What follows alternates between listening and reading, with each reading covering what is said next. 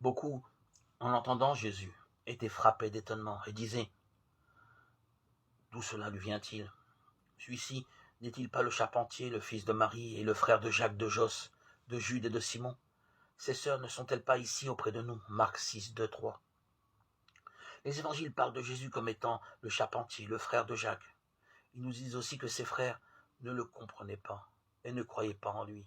Jean 7, 3, 5. Pourtant, ce même Jacques a été compté parmi les apôtres. Galates 1, 19. Il est même l'auteur d'une épître du Nouveau Testament. Après la mort et la résurrection de Jésus, ses sentiments et son attitude à son égard ont bien changé.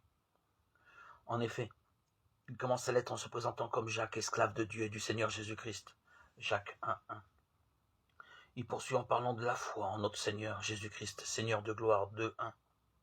Le Seigneur Jésus-Christ sait bien Jésus le charpentier, le frère de Jacques, qui le méconnaissait autrefois.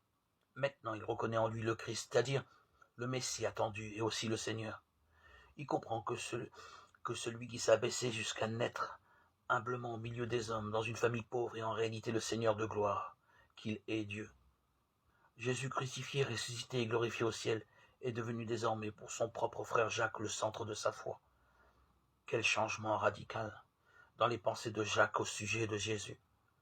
Dieu lui a ouvert les yeux et il l'adore maintenant. Qui est Jésus pour nous? Le fils de Marie et le frère de Jacques le charpentier, un homme ayant vécu de manière exceptionnelle. Oui, mais bien plus.